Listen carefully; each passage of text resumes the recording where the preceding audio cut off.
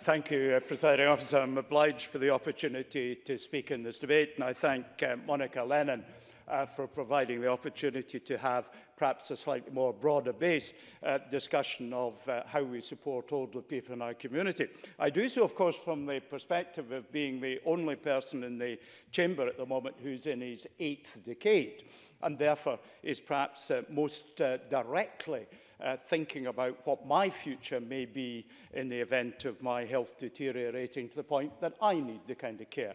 And let me just make a few points of common cause with Monica Lennon at the outset, just to show that we need not simply focus on what might divide us, but also on what might unite us.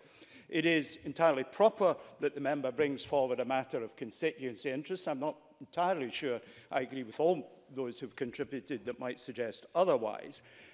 I also think that when she raised the issue of a 92-year-old with dementia, she was entirely correct to do so, because there are some very special needs for people with dementia that it is worth spending a second or two considering. They are, in general terms, because dementia comes in many forms, people who are relatively intolerant of any change, however small it may be. They're people who require a very regular routine, who require certainty, and whose ability to understand change, however well-intentioned it might be, is more limited than it is for others. So I think it's correct to bring individuals who may be affected by change to a debate. Claudia Beamish, in her contribution, do forgive me, I'm going to speak very briefly.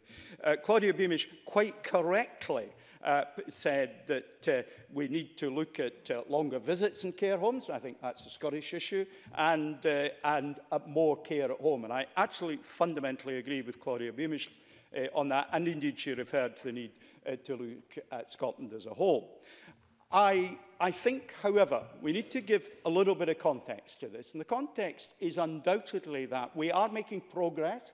We've seen, if I recall the number correctly, a 37% reduction in bed blocking, as we might commonly call it. That means that we've got opportunities to look at things in a different way. In the context of the existing care homes being criticised in their provision by the Care Commission, I think the option to do nothing is not one that's available to the Council, as it would not be available to councils across Scotland.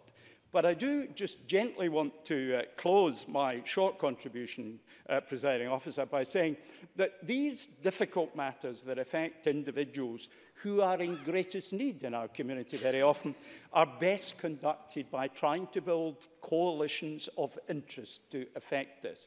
I give as an example Tam Dael, a man with whom I had fundamental disagreements on a wide range of issues, but with whom I had an excellent personal relationship, and I worked on many occasions on matters of joint interest. I give an example of someone who was going to be thrown out of the UK by the Home Office. Tam and I worked together. That person who was going to be thrown out in 1999 is still in the UK, because we were able to put our political differences to one side and put at the heart of our concerns the needs of our constituents. So in conducting this debate, in taking this issue forward, I encourage us all to not focus so much on the differences that there are, but on the commonalities that might help the constituencies of Monica Lennon, of James Kelly, and of other MSPs who represent the area. It's difficult, it needs attention, but we're going to have to make change and update to changing needs, changing responsibilities, and different models of care. Presiding Officer.